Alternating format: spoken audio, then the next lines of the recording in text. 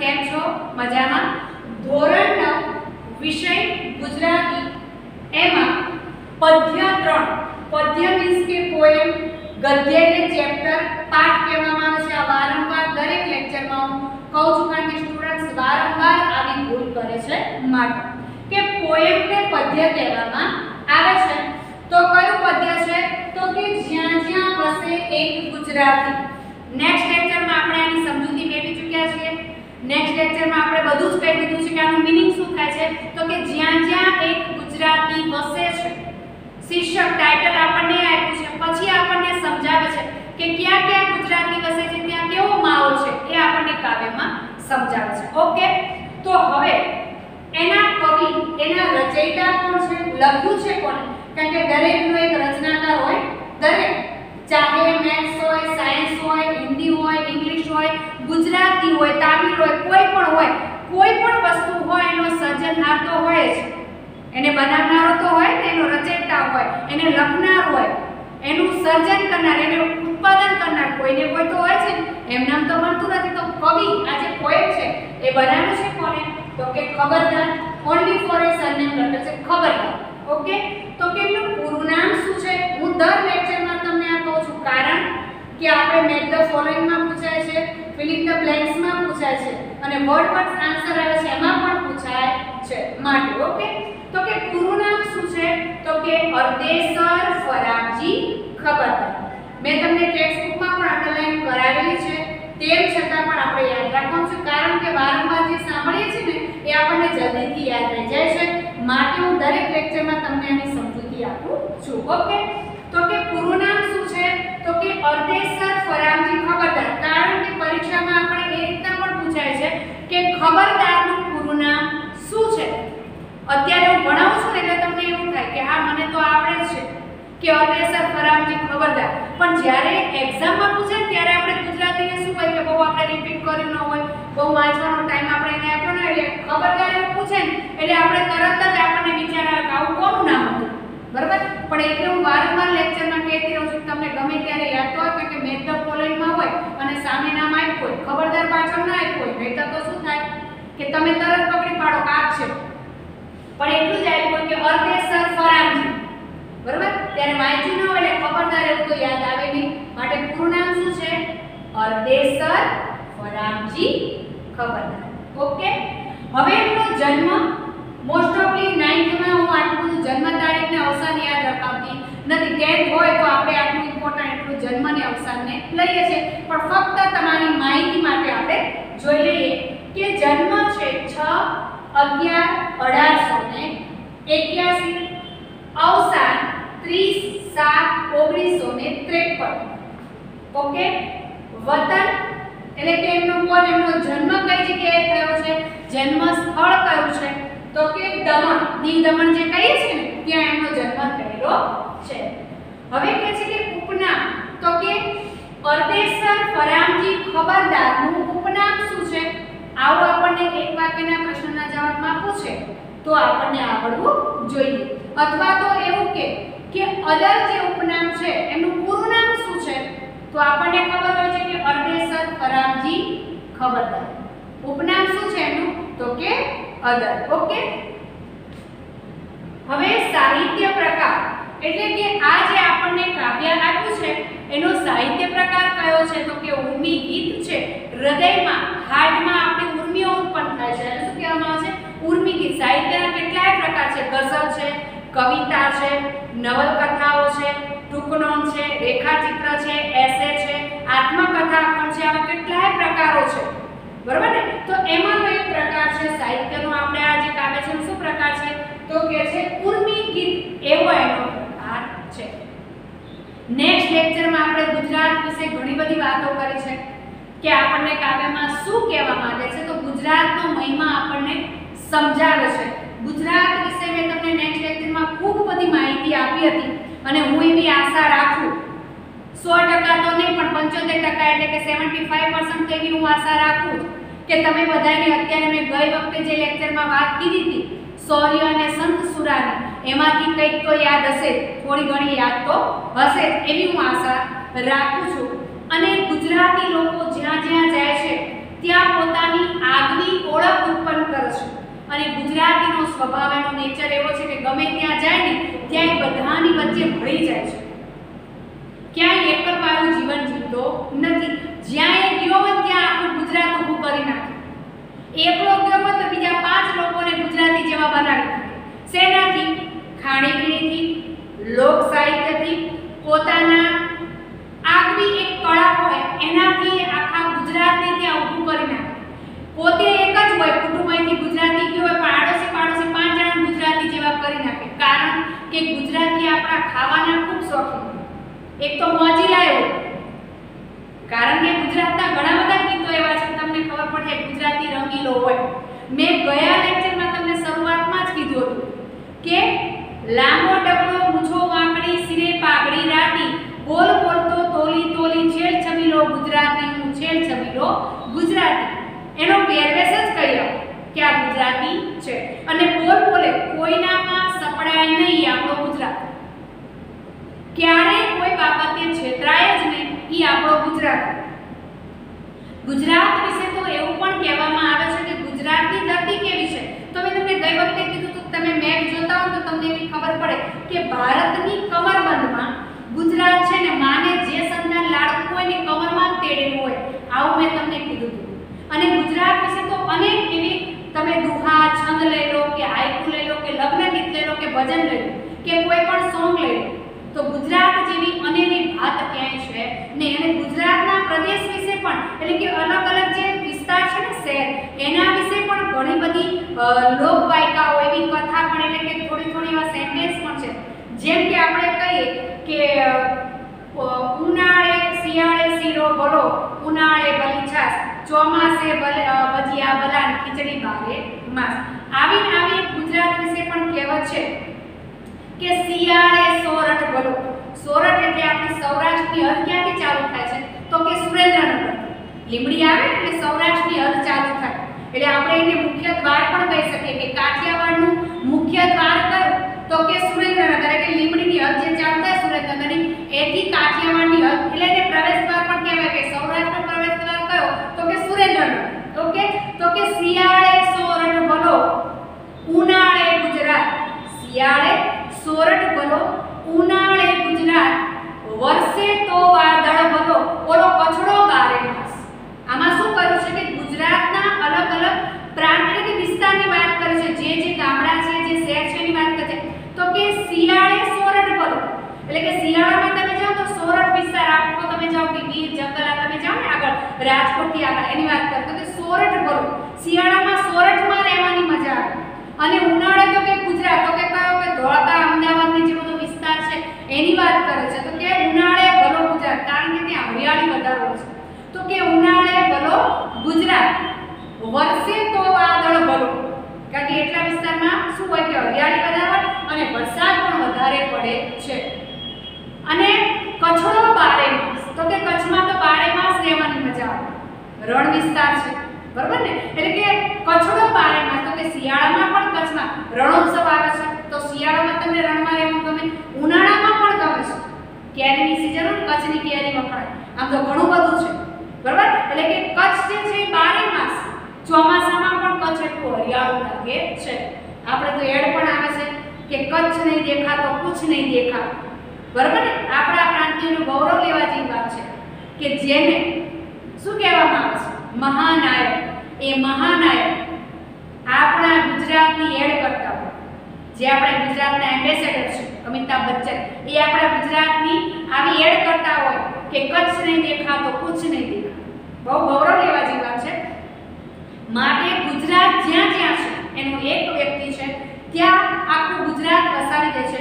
Next લેક્ચરમાં આપણે બહુ અતિશય મેં ગાયું પણ હતું, તમને કીધું પણ હતું, એટલી બધી મેં લોક સાહિત્યની વાતો કરી હતી કે આપણા ગુજરાતમાં તમે જો તો દરેક પર્વ દરેક તહેવાર એના અલગ અલગ ગીતો છે, અલગ અલગ એનું મહત્વ છે. આપણી લગ્નની વિધિ છે એમાં તો કંકોત્રી લખાય ત્યારથી ગીતો હોય, પછી દીકરીની વળાવે ને દીકરો પરણીને આવે એટલા બધા લગ્ન ગીતો છે. આવી સાહિત્ય આવી લોક સંસ્કૃતિ ક્યાં ક્યાં જોવા મળે છે ના. ગુજરાતની બહાર તમે ફરવા જાઓ ને બહુ જ કંટાળ્યા હોય, બહુ જ અતિશય કંટાળ્યા હોય ને તો તમે ગુજરાતની બહાર કેમ ફરવા જતું રહેવું છે, પણ તમે અઠવાડિયું 10 દિવસ થાય ને એટલે તમને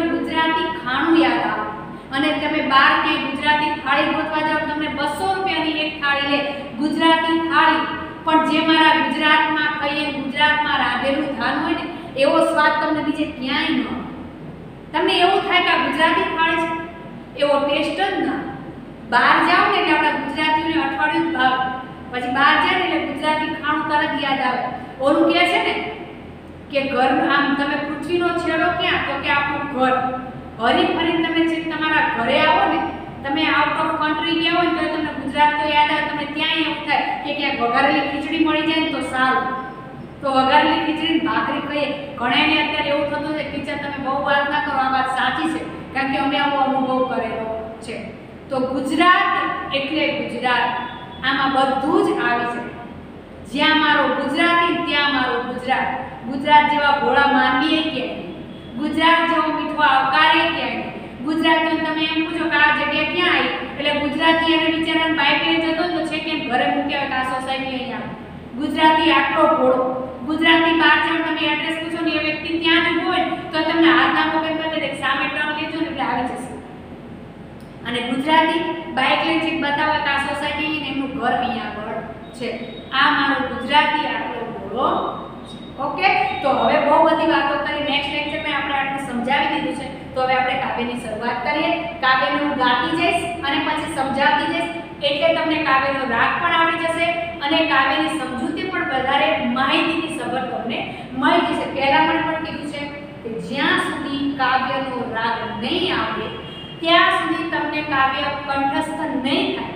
અને કાવ્ય જો તમને મૌખિક નહીં આવડે તો એક વાક્યના પ્રશ્નનો જવાબ, મેક ધ ફોલોઈંગ, ગ્રામર આમાંથી કંઈ નહીં આવડે તો કાવ્ય કંઠસ્થ થાય, મોઢે યાદ રહી જાય. એનું એક તમારે બેનિફિટ એ રહેશે કે મોટો પ્રશ્નનો જવાબ પૂછાય તો તમે આખું કાવ્ય તમને યાદ હોય તો તમે મૌલિકતાથી પોતાની જાતે લખી શકો છો. અને માર્કિંગ વધારે આવે તો પર્સન્ટેજમાં અચૂક ફેર પડી જાય છે. કોઈ પણ સબ્જેક્ટ તમે જેને કંઠસ્થ કરો છો, યાદ કરો છો તો તમને લખવામાં પણ સરળતા રહી જાય છે.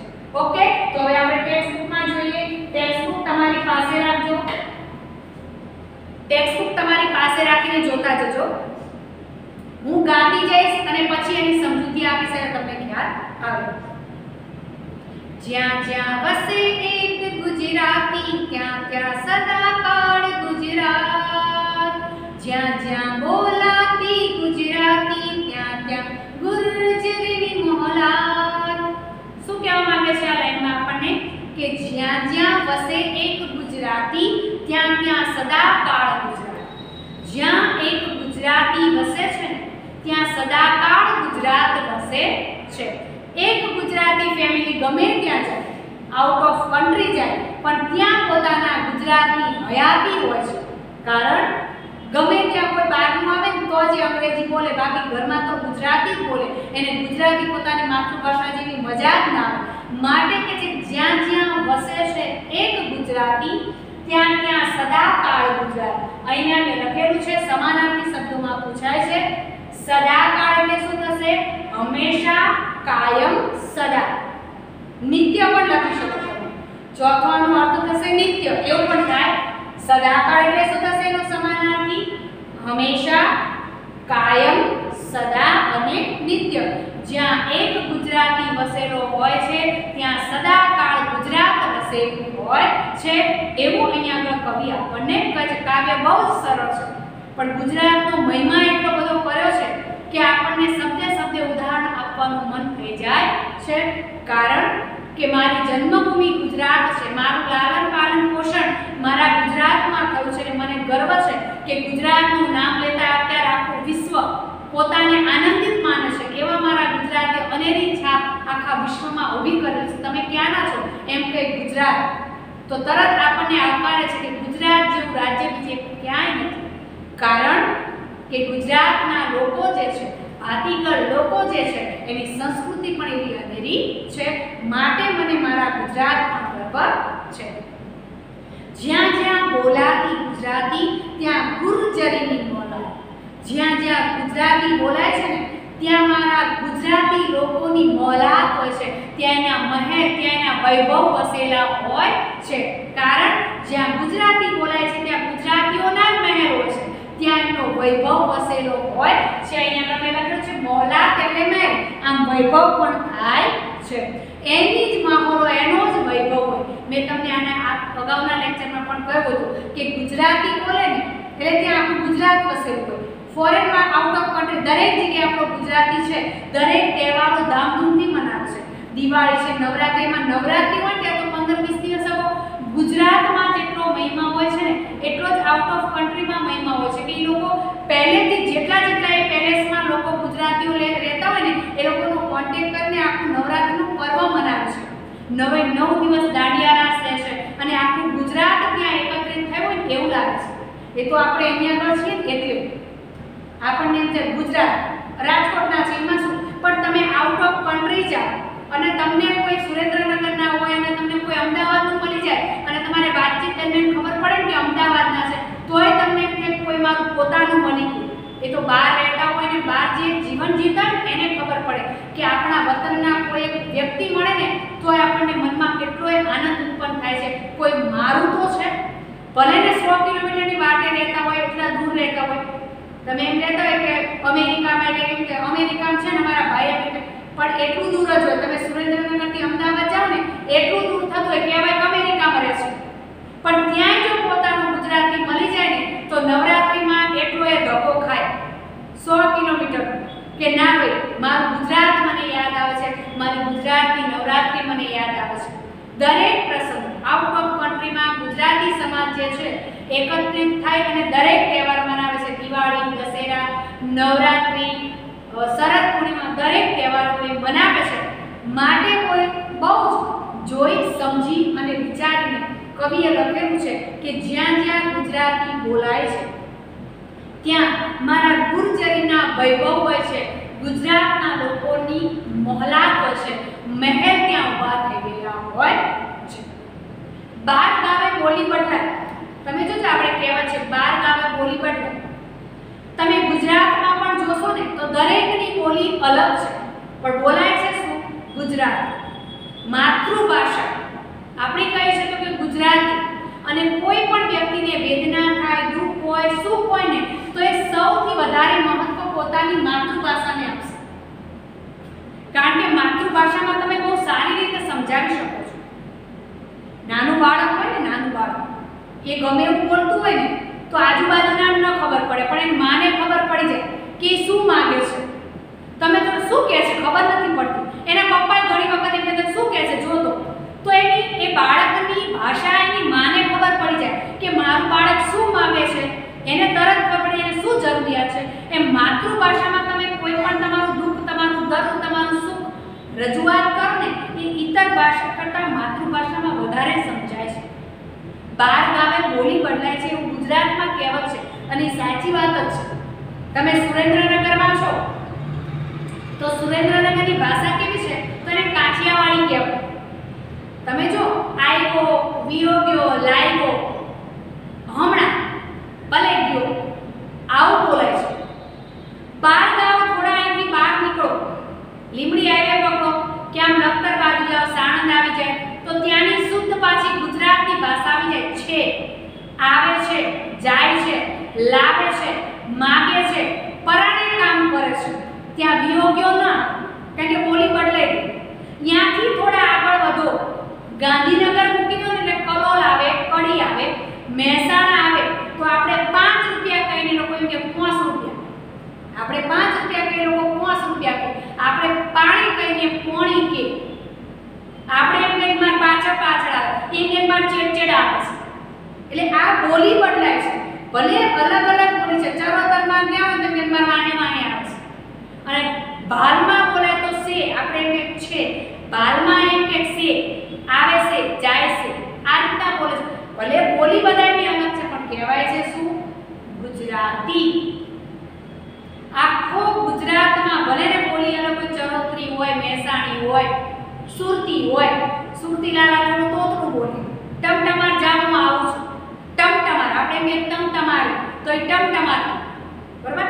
આપણે દીકરી દીકરા કહીએ, છોકરી છોકરા કહીએ, કોઈરી કોઈરા, પણ તેમ છતાંય મારી ગુજરાતી આવું કોઈરી કોઈરા બોલતા તમે અમેરિકામાં હોય તોય તમને શું થાય કે ના મારો ગુજરાતી ગુજરાતી ભલે સુનતી રહ્યો પણ મારો ગુજરાતનું કોક તો વ્યક્તિ અહીંયા આગળ છે, એટલે કે જ્યાં જ્યાં ગુજરાતી બોલાય છે ત્યાં ત્યાં સદાકાળ ગુજરાત વસેલું હોય છે એવું આપણને કવિ આગળ કહે છે.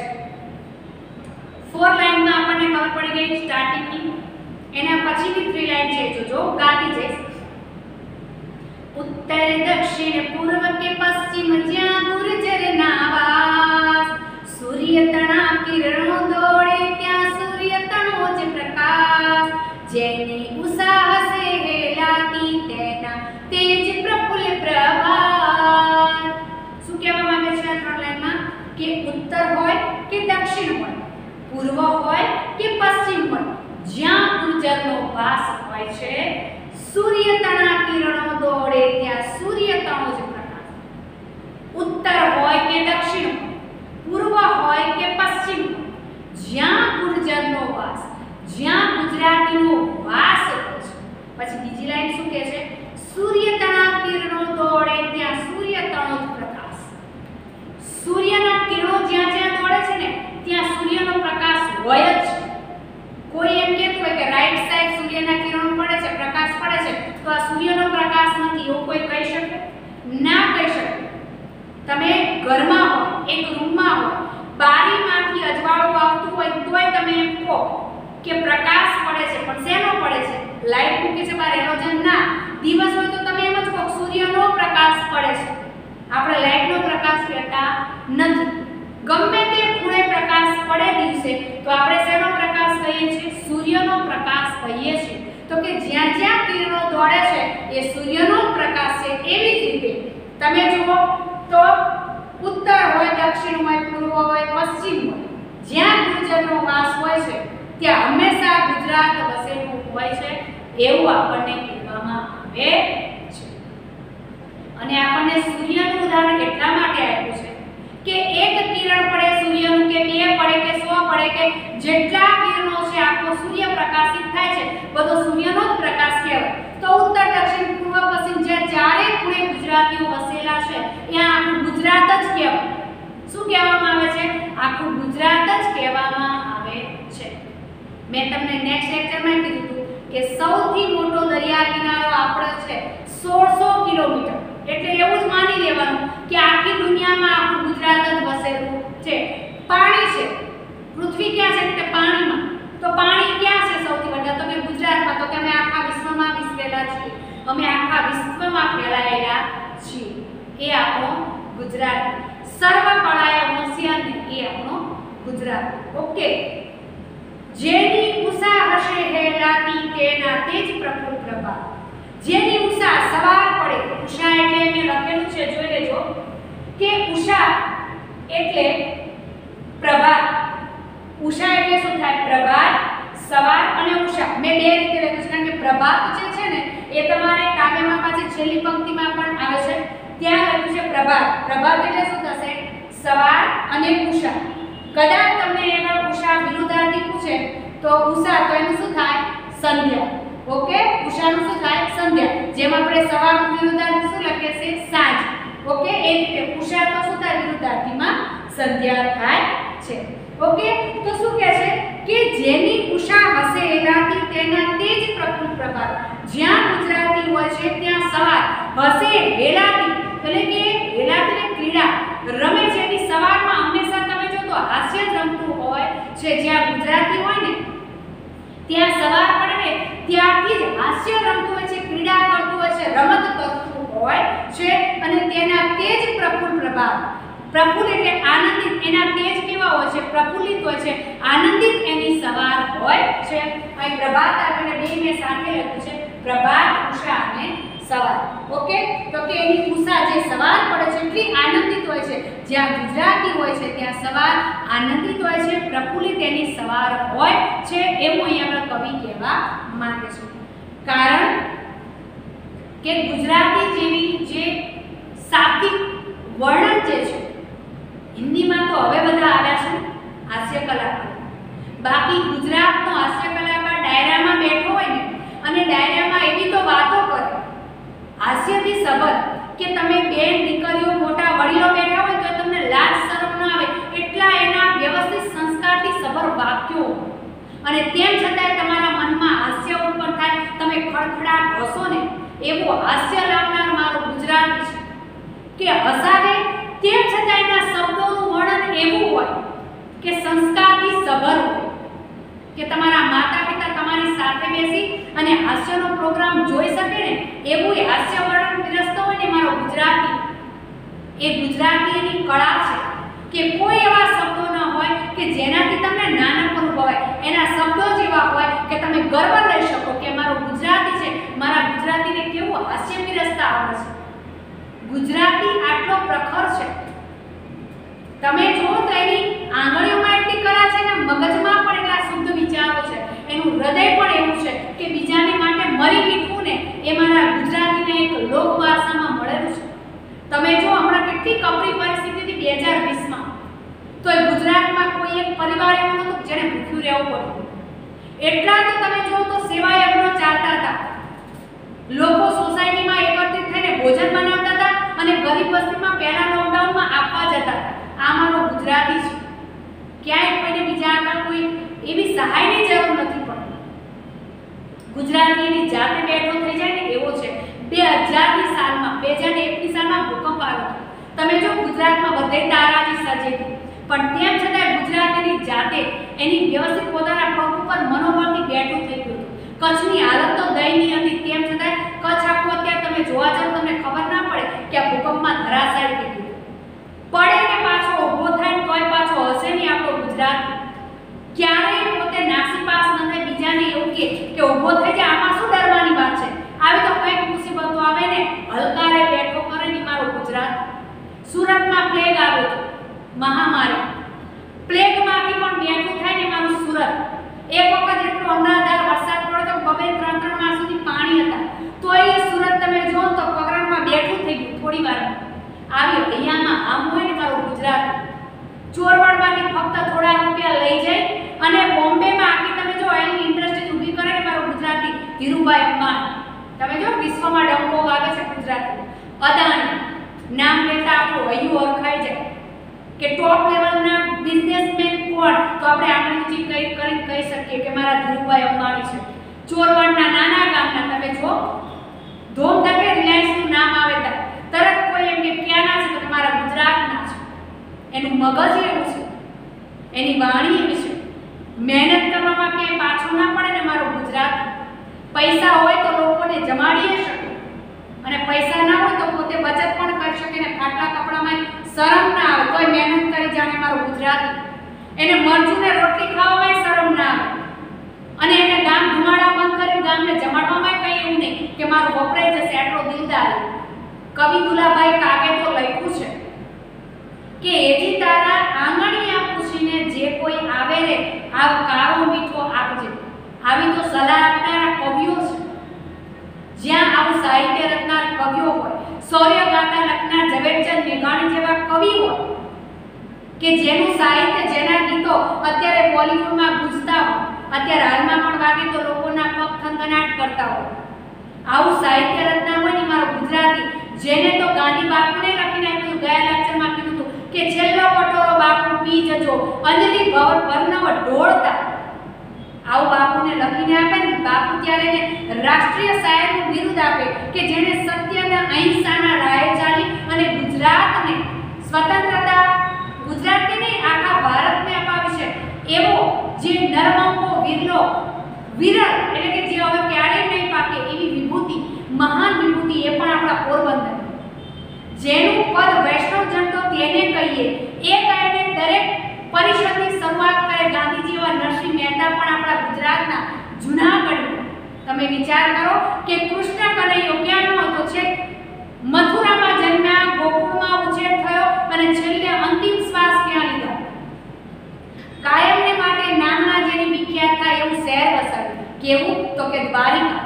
તમે જો ગુજરાત કેવું છે એની નામના તો તમે લખવા બેસો ને તો નવલકથા 1, 2, 3 ભાગમાં નહીં 10 ભાગમાં નવલકથા લઈને લખાય ને એવું મારું ગુજરાત છે. ગુજરાતનો મહિમા ગાવા બેસીએ તો ક્યારેય અંત આવે એવો નથી. એટલે શું કહે છે કે જ્યાં ગુજરાતીની ઉષા એટલે કે સવાર પડે છે એ હાસ્યથી સભર હોય છે અને હાસ્યમાં જ ક્રીડા થતી હોય, હાસ્યમાં જ રમત થતી હોય ને એવું એનું પ્રભાતની શરૂઆત થાય છે એવું કવિએ એકવાર શબ્દ રચનાથી સબર કરેલું છે. ત્યારબાદ લખે છે જ્યાં જ્યાં વસે એક ગુજરાતી ત્યાં ત્યાં સદાકાળ ગુજરાત. એટલે કે જ્યાં જ્યાં એક ગુજરાતી વસે છે ને ત્યાં ત્યાં સદાકાળ ગુજરાત વસી જાય છે એવું આપણને કવિ કહેવા માંગે છે. નેક્સ્ટ લાઈન ગુર્જર વાણી ગુર્જર લાણી ગુર્જર સાણી પ્રીત. ગુર્જર વાણી ગુર્જર લાણી ગુર્જર સાણી રીત. જંગલમાં પણ મંગલ કરતી ગુર્જર ઉદ્યમ પ્રીત. જેને ઉરગુર્જા ગુજરાત હુલાતી તેને સુરવર તુલ્ય વિરાટ. શું કહેવા માંગે છે અહીંયા કે ગુર્જર વાણી ગુજરાતની વાણી કેવી છે? ગુજરાતીની વાણી કેવી છે? વાણી એટલે એના શબ્દો. ગુજરાતી જ્યારે બોલે ત્યારે સામેની વ્યક્તિને એમ થાય કે બોલ્યા જ કરે, બસ એને સાંભળ્યા જ કરો, આટલી મીઠી વાણી છે ગુજરાતીની. કારણ કે જ્યારે તમે ગુજરાતી બોલો છો ને ત્યારે તમે એવું માર્કિંગ નહીં કર્યું પણ તમે માર્ક કરજો કે દરેક ભાષા છે એમાં અને તમે ગુજરાતી બોલો છો ને એના શબ્દકોશમાં બહુ ફેર છે. તમે બોલો ને તો તમે જેવો ભાવ રજૂ કરો ને એવો અંતરમાંથી તમને મીઠાશ ઉત્પન્ન થાય છે. તમે ગુજરાતીમાં કોઈને વળતા હોય ને તો પણ એનો અલગ હાવભાવ હોય, એના શબ્દો અલગ હોય. તમે કોઈને પ્રેમથી સમજાવતા હોય ને તો એનો હાવભાવ, એની રીત અલગ હોય. કોઈને તમે ઠપકો આપતા હોય, કોઈના વિશે ગૌરવ ગાતા હોય ને તોય એનો ભાવ અલગ હોય છે. એટલે કે જે ગુર્જર વાણી, ગુજરાતીની વાણી એવી છે, ગુર્જરની લાણી પણ એવી છે. લાણી એટલે વેચવું, આપવું. નેક્સ્ટ લેક્ચરમાં તમને મેં ઘણું બધું કહી દીધું છે કે વચ્ચે મારે ઉદાહરણ ન આપવા પડે તેમ છતાં પણ કહ્યું. લાણી એટલે શું છે? આ શબ્દથી તો આપણે બધા પરિચિત જ છીએ. લાણી એટલે વહેંચવું. વેચવું અને વહેંચવું એમાં ઘણો ફેર છે. વેચવું એટલે કિંમત લઈને તમે આપો છો ને વેચવું કહેવાય. વેચવું એટલે કિંમત લીધા વગર તમે દિલદારીથી પોતાની પાસે છે અને બીજાને આપો છો ને વેચવું કહેવામાં આવે છે. લગ્ન પ્રસંગે કે કોઈ શુભ પ્રસંગે તમે કોઈને આપો છો એને લાણી કહેવામાં આવે છે. ઓકે, ખ્યાલ આવી ગયો? નવરાત્રિમાં પણ તમે કહેતા હશો કે અમારા ગ્રુપમાં તો આવી લાણી આપે છે. તો શુભ પ્રસંગે જે વસ્તુ આપવામાં આવે છે એને શું કહેવામાં આવે છે? લાણી. શબ્દ સમૂહ માટે એક શબ્દમાં પૂછાય તો પ્રશ્ન એવો લખ્યો હોય કે શુભ પ્રસંગે આપવામાં આવતી ભેટ શું કહેવાય? તો એના જવાબમાં આવશે લાણી. ઓકે, ખ્યાલ આવી ગયો? તો કહે છે કે ગુજરાતીની વાણી પણ એવી છે, ગુજરાતી લાણી પણ એવી કરી શકે છે. અને ગુર્જર શાણી રીત. શાણી એટલે સમજદાર. ગુજરાતી સમજદાર પણ એવો છે, એની રીત જ એવી છે, કેટલો સમજદાર છે. લાણી તો કેવી રીતે કહે છે ગુજરાતી? તો કે એક પણ પૈસો લીધા વગર ભોજનાલયો ચાલુ છે. કોઈ ક્યારે એવું કહે કે ગુજરાતમાં ભૂખમરો છે તો એ માનવાનું નહીં. ગયા લેક્ચરમાં મેં કીધું હતું જ્યાં વીરપુર જલારામ બાપાની જગ્યા છે 1 રૂપિયો પણ લેતા નથી અને સદાવ્રત 24 કલાક ચાલુ છે. બજરંગદાસ બાપા બગદાણા તમે જુઓ, એક પણ પૈસો નથી લેતા અને 24 કલાક સદાવ્રત ચા, કોફી, દૂધ તમે માગો એટલું મળી રહેશે. આવા અખંડ ભંડાર છે જ્યાં સદાય અન્નપૂર્ણા નિવાસ કરતી હોય ત્યાં ભૂખમરો હોય ન હોય. માટે કે છે ગુજરાતની વાણી એવી છે, ગુજરાતની લાણી એવી છે અને ગુજરાતની રીત પણ કેવી? શાણી. શાણી એટલે સમજદાર. શાણી એટલે શું થાય? સમજદાર. ગુજરાતીમાં બુદ્ધિ પણ બહુ જ છે. હું તમને એક વાત કહું, મને નામ યાદ નથી પણ હું તમને કહું બુદ્ધિ કેટલી હોય છે ગુજરાતીમાં. ધ્યાનથી સાંભળજો. આપણને પરદેશનો શોખ બહુ હોય ને, વિદેશમાં રહીએ છીએ, વિદેશમાં કમાઈએ છીએ, વિદેશમાં અમારો દીકરો છે. એક દિવસ તમે જો ને ચરોતર બાજુ એવો બહુ ક્રેઝ છે કે એનઆરઆઈ છે, મિની એનઆરઆઈ. આણંદમાં તો બધા બહુ છે. તો એ બાજુથી એક દિવસ દીકરો ફોરેન ગયેલો. એને કોઈ સાથે રહેવા વાળું નહોતું અને પિતાને પ્રાઇવેટમાં નોકરી હતી. પિતાને લઈ જાય છે. ગુજરાતી શાણી કેમ બુદ્ધિ કહેવાય છે, સમજદાર એ તમને કહેવા માંગુ છું. સાંભળજો, પોતાના પિતાને લઈ જાય છે અને પિતાએ કીધું મને અહીંથી ત્યાં નહીં ફાવે, મને પરમેનન્ટ જગ્યાએ આપતી ક્યાંક ફોરેન કન્ટ્રી કે વાત કરે છે એટલે હું તમને ફક્ત કહું છું ત્યાં લઈ ગયો તો ત્યાં લઈ જાય છે અને કીધું મને નહીં ગમે બેટા. એનો દીકરો કે પિતાજી પણ ત્યાં મને એકલા નથી ફાવતું, તમે ઘરે હોય તો થોડું ઘણું આપણે બોલો ચાલો રે, કારણ કે એની માં હતી નહીં એટલે પિતાજીના બંને જ ગયેલા હતા. એ કે પણ હું આવીશ ખરો પણ તું મને થોડું ઘણું કામ અપાવજે તો હું ત્યાં રહું. એ કે પણ પિતાજી હું કહું છું તમારે શું જરૂર છે? એના પિતાજી કે ના ભલે 3-4 કલાકની નોકરી હોય ત્યાં કલાક ઉપર ફોરનમાં તમને ખબર છે તો એ રીતે 3-4 કલાકની નોકરી અપાવવાના આધારે લઈ જાય છે. ત્યાં એના પપ્પા થોડો ટાઈમ નોકરી કરે છે તો એક ફૂડ પેકિંગ આપણે અહીં આવે છે ફૂડ પેકિંગ 5 રૂપિયા 10 વાળાના બધા ખાવાના એવા પેકિંગની જે નોકરી હતી ત્યાં એને એના પિતાજીને નોકરીએ લગાડ્યા કે તમારે અહીંયા આગળ ફેક્ટરીની બહાર જે પેકિંગ છે ત્યાં ઊભું રહેવાનું. ફક્ત 4 કલાક કે 5 કલાકની નોકરી હતી. એના પિતાજીને તો આનંદ થયો કે બહુ સારું કે મને આટલી તો નોકરી મળી ગઈ. નોકરી જોબ ચાલુ થઈ જાય છે ને આ બાજુ બંને ખુશખુશાલ રહેશે. હવે થોડો ટાઈમ આ ઘણા વર્ષો પહેલાની વાત છે, 10-15 વર્ષ તો પાકા છે. હવે ત્યાં આગળ કંપનીમાં કે ફેક્ટરીમાં ફોલ્ટ થાય છે અને કસ્ટમર જેટલા હતા એ કસ્ટમરની કમ્પ્લેન આવે છે કે ફૂડ પેકેટમાં અડધા પેકેટ ભરેલા હોય છે અને અડધા ખાલી હોય છે. અમુક તો સાવ ખાલી હોય છે, અંદર 2-3 વસ્તુ હોતી નથી. કંપનીના માલિકને એવું થયું કે કદાચ કંઈક ફોલ્ટ હશે. આધુનિકતા આટલી બધી નહોતી એટલે એમને એવું થયું કે કદાચ જોઈએ. મશીનને બધું ચેક કરે છે, જેટલા કંપનીના મેઇન હોદ્દેદારો હોય બધાને બોલાવે છે, મીટિંગ કરે છે. આ કાકાને બહાર જવાનું એટલે ઘરે જવાનો ટાઈમ થાય છે એટલે બધાને પોતે છે કે વોચમેનને કહે છે કેમ કોઈ માલિક નથી? ઓલાએ કીધું કે ખબર નહીં, કંઈક ગંભીર ચર્ચા થાય છે કારણ કે 2-3 દિવસથી આપણે માલ પણ સપ્લાય થતો નથી એટલે આપણે 2-3 દિવસ માટે બંધ છે એટલે મીટિંગ કંઈક છે એટલી મને ખબર છે. કાકાને એમ કે થોડી વાર બેસું તો ખબર પડે.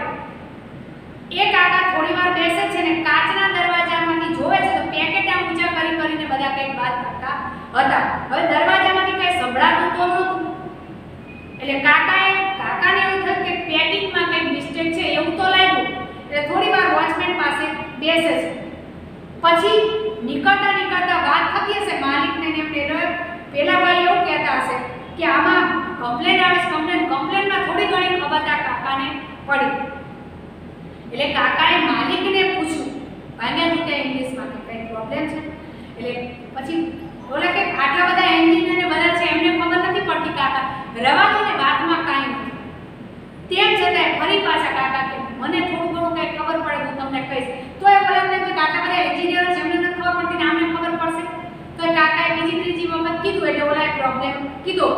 પેલા વચેટિયા હતા એને કીધું કાકા આવો પ્રોબ્લેમ છે એટલે કાકા સમજ્યા કે શું પ્રોબ્લેમમાં હતું કે જે બકેટમાં ભરેલા પેકેટ ફૂડના પડતા હતા તો એ ફૂડ પેકેટમાં એટલી કમી રહી ગઈ હતી કે અંદર ખાલી પેકેટ પણ આવી જતા હતા એટલે કસ્ટમરો કહેતા હતા કે અમુક ખાલી પેકેટ પણ આવે છે.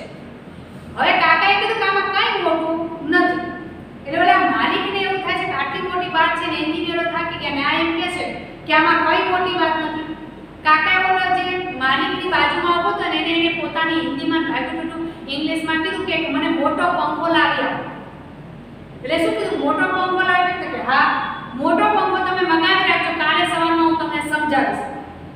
કંપનીના માલિકને એમ કે બસે એક આપણે અખતરો વધારે અજમાવીશું. એક અખતરો અજમા બીજે દિવસ સવારમાં કાકા આવે છે. કાકાએ કીધું મને પંખો લાવી આપો તો કે હા મોટો પંખો હોય છે હેવી સ્પીડનો પંખો લાવે છે. કાકા કહે છે કે મજૂર જોડે મને મુકાવે છે. જ્યાંથી પેકેટ બધા પડતા હોય છે કાકાએ ફક્ત શું કર્યું કે જે બકેટ મોટું હતું જ્યાં ફૂડ પેકેટ પડતા હતા ત્યાં આ બાજુ વિરુદ્ધ દિશામાં આ બાજુ પંખો ચાલુ કરીને મૂકી દીધો એટલે ફૂડ પેકેટના જેટલા કટિંગ થઈને પડતા હતા ને ફૂલ સ્પીડમાં પંખો ચાલુ થતો તો શું થાય ભરેલા પેકેટ અંદર પડે અને ખાલી પેકેટ બધા બકેટની બહાર નીકળી જાય એટલે ખાલી પેકેટનો બહાર ઢગલો થાય અને ભરેલા પેકેટ બધા અંદર પડવા લાગે. શેઠ તો એટલા ખુશ થઈ ગયા કે જે કામ એન્જિનિયર ન કરી શક્યા, જેના ભણેલા લોકો ન કરી શક્યા એ આ એક કાકા કરી શક્યા. કાકાને કીધું ક્યાં રહો છો? કાકાએ કીધું ગુજરાતથી આવું છું. ગુજરાતનો છું. તમે વિચાર તો કરો કે એન્જિનિયર કામ ન કરી શકે ને એક આપણા વડીલ કામ કરી શકે. માટે કહે છે કે ગાડા કોણ વાળી શકે? તો કે ગઈડિયા ગાડા વાળો વયોવૃદ્ધ વ્યક્તિ હોય ને, ગમે તે કામ હોય ને, ગમે એટલા તમે મુસીબતમાં હોય પણ અમુક વખતે વયોવૃદ્ધ વડીલ ઘરમાં હોય ને, તમારો ગમે તે તમારે પ્રોબ્લેમ આવે એનું નિરાકરણ વડીલ પાસે હોય. કંપનીમાં બધાય થાકી જાય છે, કાકાએ ઉકેલ લાવી દીધો કે હેવી પંપ મૂકી દે છે, ફૂડ પેકેટ ખાલી બધા બહાર જાય, ભરેલા બધા અંદર પડે. માટે કહે છે કે ગુર્જર વાણી, ગુર્જર લાણી, ગુર્જર શાણી પ્રીત. શાણી એટલે સમજદારી ભરી એમની રીત હોય છે. જંગલમાં પણ મંગલ કરતી ગુર્જર ઉદ્યમ પ્રીત. જંગલમાં, જંગલ એટલે શું વાત કરે છે કે કેટલી મુસીબતો આવે એ જંગલની વાત કરે છે. મુસીબતોથી ભરેલો વિસ્તાર હોય. જંગલ કેમ ન હોય? જંગલ કેવું હોય? તમને રસ્તો ન મળે. તો જિંદગીમાં પણ એવું છે, અનેક સમસ્યાઓ તમારી આગળ આવે છે, એને પણ શું કહેવાય? જંગલ જ કહેવાય. કંઈ ન મળે એ જંગલ. તો મુસીબતમાં પણ તમને કંઈ નથી દેખાતું એટલે જંગલ જ છે. તો કે જંગલમાં પણ મંગલ કરતી ગુર્જર ઉદ્યમ પ્રીત. તો ગમે એટલી મુસીબત આવે ને તેમ છતાંય રસ્તો કરી બતાવે ને એ મારા ગુજરાતીની પ્રીત છે, એનું મહેનતનું પરિણામ છે. મારો ગુજરાતી ગમે ત્યાં મુસીબત હોય ને ત્યાં પણ સૂકા બાવળનું ઝાડ હોય ને ત્યાં પણ આંબો ઉગાડી બતાવે, અને વેરાન વિસ્તાર હોય ને ત્યાં પણ બગીચો બનાવી બતાવે ને એ મારો ગુજરાત. કારણ કે મહેનતમાં ક્યારેય પાછો પડતો નથી, એ મારો ગુજરાતી. એવું આપણને કહેવા માંગે છે. અહીંયા આગળ મેં તમને ધીરુભાઈનું કીધું ને, ધીરુભાઈ અંબાણી, એ તમે આગળ તમે ઉદાહરણ પરફેક્ટ છે કે ક્યાં ચોરવાડ અને ક્યાં મુંબઈ. તમે જો આખું નામ ઉદ્યોગપતિઓમાં એનું નામ તમે જુઓ તો 16 અક્ષરે લખાઈ ગયું છે કે ભાઈ ધીરુ અંબાણી એટલે ઇન્ડસ્ટ્રીઝમાં નંબર 1 એકો બાદશાહ. અદાણી તો કે કોણ? તો કે ગુજરાતી. એમ તો કેટલાય આપણે લઈ શકીએ. એમાં તો પેલું નામ આવે ગાંધીજીનું, સરદાર વલ્લભભાઈ પટેલ, મોરારજી દેસાઈ. એવા તો કેટલાય છે કે જેના નામ તમે આંગળીના વેઢે ન ગણી શકો એવા. તો કે ગમે એટલી મુસીબત હોય ને અહીંયા પણ રસ્તો બતાવે. મેં કીધું ને ભૂકંપમાં કેમ કચ્છ ધરાશાય થઈ ગયું હતું, તો પોતાની મહેનતથી ફરી પાછું બેઠું થઈ ગયું. પ્લેગ મહામારી આવી હતી તો સુરત આખું તમે જો તો આમ પાય મારી, એમ તમને એવું ના થાય સુરત ફરીવાર આવું ધૂમ ધકશે ઇન્ડસ્ટ્રીઝમાં, તો એ ફરીવાર સુરત બેઠું થઈ ગયું. તમે તો ગુજરાતી મહેનતમાં ક્યારેય ક્યાંય પાછો પડતો નથી. માટે કહે છે કે જંગલમાં પણ મંગલ કરતી ગુર્જર ઉદ્યમ. ઉદ્યમ એટલે મહેનત, પરિશ્રમ. તો કે પોતાની મહેનતથી, મહેનતની પ્રીતથી જંગલમાં પણ મંગળ કરી બતાવે ને એ મારો ગુજરાત. જેને પુર ગુજરાત ઉલાતી તેને સુરવર તુન્ય મીરા. તો કે જેને પુર, પુર એટલે મેં અહીંયા આગળ લખેલું છે હૃદય હૈયું. પુર એટલે શું થાય? હૃદય હૈયું. તો કે જેના હૃદયમાં ગુજરાત એટલે કે ગુજરાત વસેલું. ઉલાતી એટલે વસેલું હોય, નિવાસ હોય, કાયમને માટે નિવાસ કરેલો હોય, ભૂલાતું હોય, જ્યાં રમતી હોય ગુજરાત. ક્યાં? હૈયામાં, હૃદયમાં. જેને પુર ગુજરાત ભૂલાતી તેને સુરવન તુલ્ય મીરા.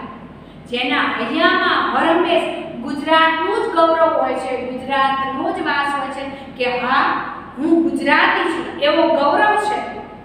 તેને સુરવન તુલ્ય મીરા. તેને હંમેશા દેવોના ઉપવન સમી. સુરવન, સુર એટલે દેવતા અને વન એટલે ઉપવન, ઉદ્યાન. એટલે કે દેવોના ઉપવન સમાન જે મીરાત હોય છે, વૈભવ હોય છે એ એને પ્રાપ્ત થાય છે. એવું અહીંયા આગળ કવિ આપણને કહે છે. ફરીવાર ત્રણેય લાઈન આપણે જોઈ લઈએ. ગુર્જર વાણી, ગુર્જર લાણી, ગુર્જર શાણી પ્રીત. જંગલમાં પણ મંગલ કરતી ગુર્જર ઉદ્યમ પ્રીત.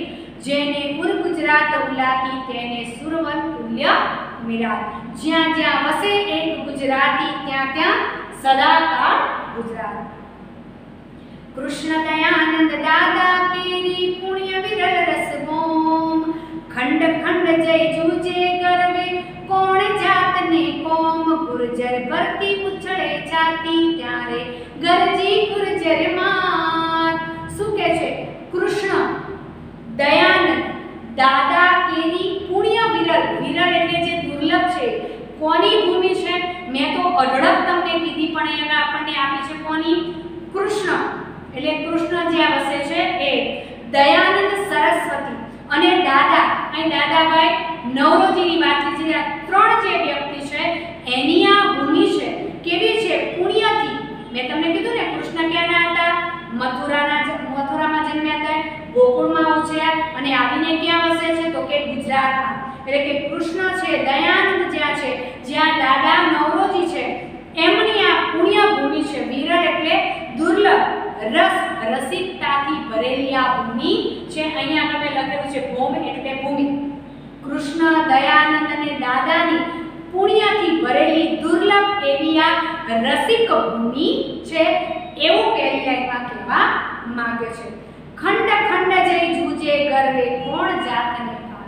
ખંડ ખંડ અલગ અલગ ખંડમાં વિભાજિત છે, વહેંચાયેલું છે, તેમ છતાં કોણ જાતને કોમ.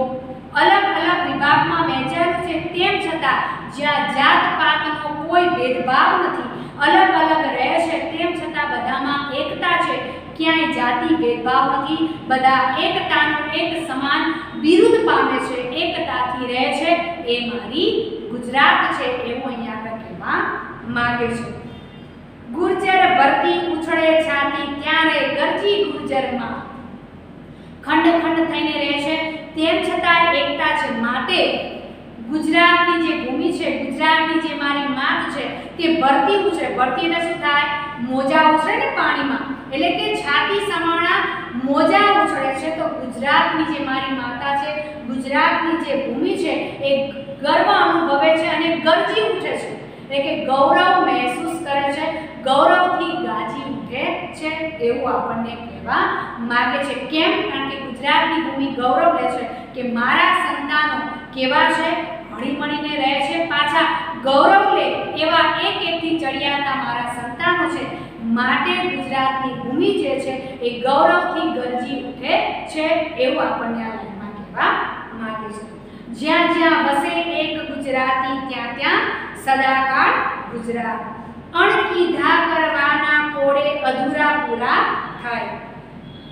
સ્નેહ શૌર્યને સત્યતણા ઉર વૈભવ રાસ રચાય. શું કહે છે? અણકીધા કરવાના કોડે અધૂરા પૂરા થાય.